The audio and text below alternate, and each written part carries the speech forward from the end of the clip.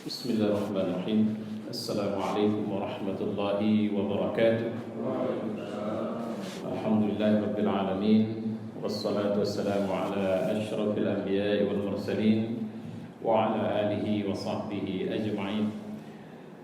Qala Allah fil Qur'an, a'udzu billahi as-sami'il 'alim minasy syaithanir rajim. Bismillahirrahmanirrahim. Wa idh ta'adzana rabbukum la in syakartum la azidannakum wa la in kafartum inna 'adzabi lasyadid. Ingatlah tatkala Tuhanmu menyerukan, sesungguhnya jika kamu bersyukur pasti akan kami menambah nikmat kepadamu, dan jika kamu ingkar maka sesungguhnya azabku sangat pedih. Shadaqallah wa shadaqa rasuluhu wa ba'du. Bapak-bapak yang mulia, pada kesempatan ini kita melanjut diskusi kajian kita yang lalu, di mana saya mengatakan bahwa ada satu hal yang patut kita pahami dalam perjalanan hidup kita. Agar hidup kita ini seimbang, maka kita harus membangun kombinasi yang objektif dan seimbang antara sabar dan syukur, di mana apa saja dinamika kehidupan itu responnya pasti ke arah yang dua ini. Ketika itu nikmat, maka kita harus bersyukur. Ketika itu sesuatu yang tak menyenangkan kita, maka kita harus bersabar. Menjauh atau tidak seimbangnya dua posisi ini, atau ketika mendapat nikmat kita tidak bersyukur, ketika mendapatkan peristiwa sesuatu yang tak mengenakan kita tidak bersabar, maka dua hal ini pasti akan menyimpangkan kita dari tujuan hidup kita, dan itu yang akan membawa kita pada tingkat atau situasi di mana kita berdosa. Tapi begitupun keadaannya, tetap saja Allah masih menggaransi kita. Walaupun tidak bersabar, walaupun tidak bersyukur, dan seorang manusia terjebak pada kesalahan dan dosa, maka Allah masih garansi dengan adanya istighfar atau keampunan kepada Allah Subhanahu wa taala. Itu review kita pelajaran yang lalu. Nah, pada kesempatan ini insyaallah kita akan mendiskusikan tentang syukur sendiri. Ayat yang saya baca adalah surat Ibrahim ayat 7 yang menjelaskan penjelasan tentang syukur, dan ini sekaligus menjadi kaidah. Tidak ada cerita bahwa syukur itu berkorelasi positif dengan adanya penambahan dari Allah. Jadi syukur atas satu karunia pasti Allah akan tambah. Persoalannya bagaimana yang dimaksud dengan bersyukur? Saya ingin membacakan beberapa catatan di sini. Penelitian Dr. Masaru Emoto membuktikan bahwa kalimat syukur itu dalam The True Power of Water, ada satu buku yang sudah diterjemahkan dalam bahasa Indonesia, Kekuatan Air, Rahasia, atau The True Power, rahasia dari kekuatan air itu. Kalau kita mengucapkan kata terima kasih, kata beliau, jadi ada air yang diambil satu gelas, terus air ini diucapkan kata-kata yang buruk. Ini profesor dari Jepang ini. Kemudian saya punya beberapa buku beliau. Kemudian satu air lagi diambil dan diucapkan kata-kata yang bagus, diantaranya adalah terima kasih. Maka kata beliau, kalau ini diambil kristal apa molekul airnya, jadi satu tetes itu dibawa ke laboratorium dan diperiksa, maka air yang kita ucapkan kata-kata yang baik termasuk di dalamnya terima kasih, maka itu akan membentuk kristal yang indah. Artinya molekul-molekul itu ternyata berjalin satu sama lain dengan bentukan kristal yang indah. Sementara air yang diucapkan kata-kata yang buruk itu tidak membentuk kristal yang baik, atau malah menunjukkan ciri yang buruk. Ini sangat mempesona. Persoalannya karena tubuh kita ini sebenarnya ini 75%-nya air. Otak itu 74,5%-nya adalah air. Darah kita itu 82%-nya adalah air. Bahkan tulang yang paling keras pun itu masih ada unsur air sebanyak 22%. Jadi artinya tubuh kita ini menjadi sangat terbuka jika kita bersikap positif, dengan terus-menerus memberikan masukan-masukan positif kepadanya, untuk kemudian juga dia akan memberikan respon yang positif. Tidak aneh kalau kemudian Ustadz kalau mau membantu orang penyembuhan sering dengan menggunakan media air, dia membaca zikir, dan karena artinya ternyata ucapan yang baik itu obat. Ya, jadi kita menyampaikan ucapan yang baik kepada orang itu obat. Ini yang harus kita garis bawahi dulu. Dalam law of attraction disebutkan bahwa kita harus berpikir positif. Karena berpikir positif merupakan energi positif yang apabila kita memikirkan atau merasakan hal positif, maka akhirnya kita akan menarik kejadian-kejadian yang positif.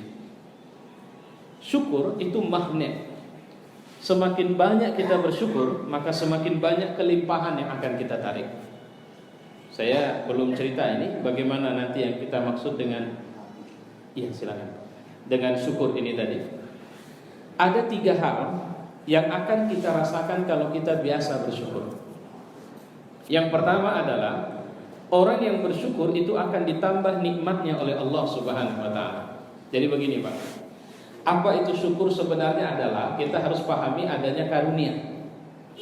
Apapun itu.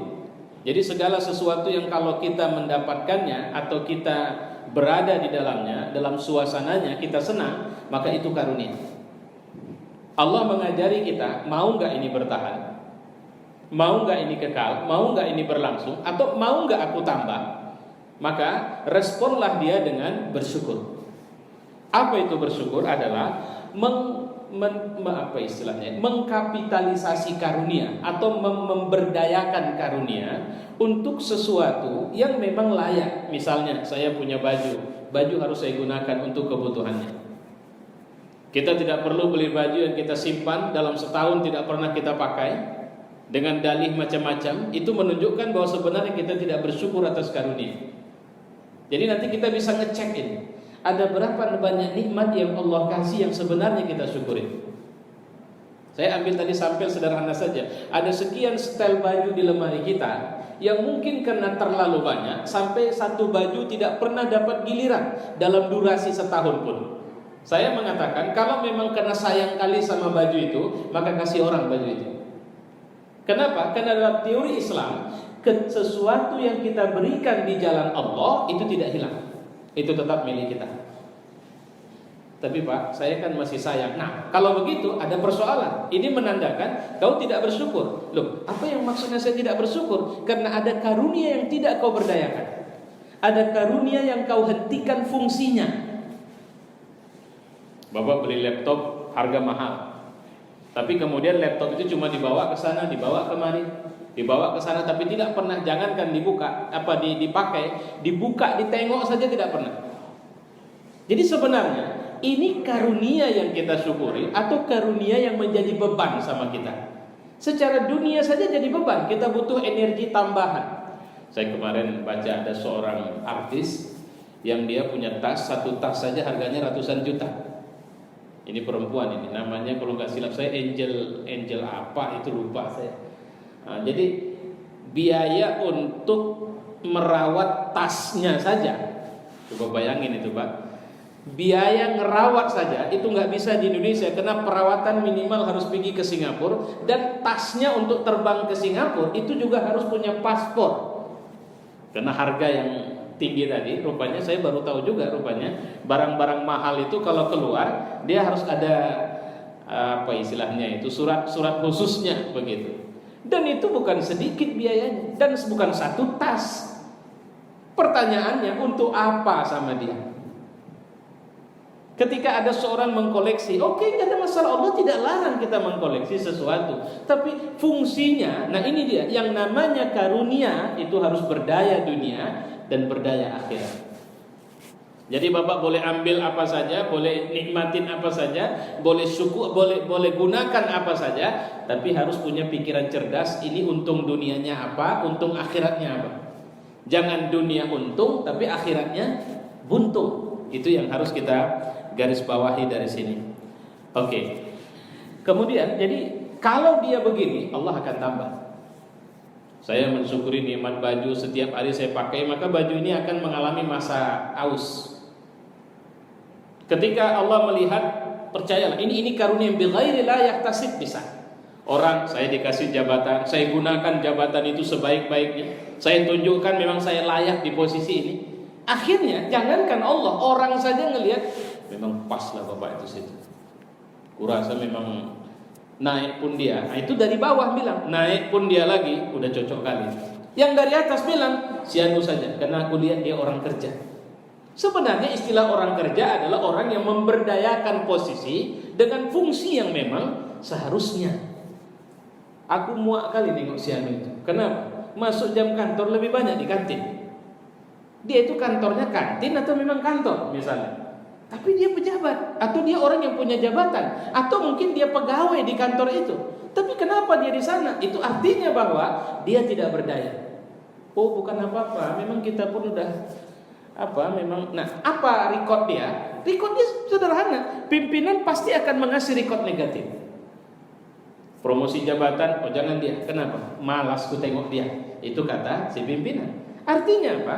Dari sisi jabatan, dari sisi anak, mensyukuri nikmat anak sebenarnya tidaklah sederhana itu. Tapi mensyukuri nikmat anak adalah dengan mengarahkan mereka, mendidik mereka, memenuhi kebutuhan mereka. Dan jangan pernah khawatir, karena yang namanya karunia tidak selamanya adalah karunia yang bersifat material dari Allah Subhanahu wa taala. Ini pertama. Kedua, orang yang bersyukur akan tenang dan bahagia. Saya baru memahami bahwa syukur ini buat kita sehat. Apa yang buat nggak sehat?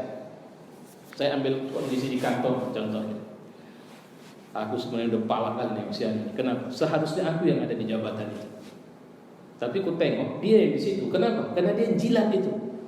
Dia itu lebih ke sana, lebih kemari. Dia pandai ke sana kemari. Terus terang, ini orangnya enggak. Sebenarnya dia ini yang bermasalah.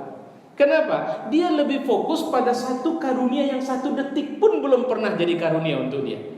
Dan dia menganggap itu milik dia, padahal tidak ada satu peristiwa apapun yang menandakan itu milik dia. Dan biasanya kalau dia tidak bersyukur, apa maksudnya? Seorang seharusnya kalau sudah berada di satu posisi, dia nikmatin posisi itu dengan mensyukurinya. Dia berdaya di situ. Kalau dia sudah fokus pada keberdayaan posisi itu, maka insya Allah penyakit tidak muncul. Tapi kalau dia tidak fokus, penyakit pun muncul.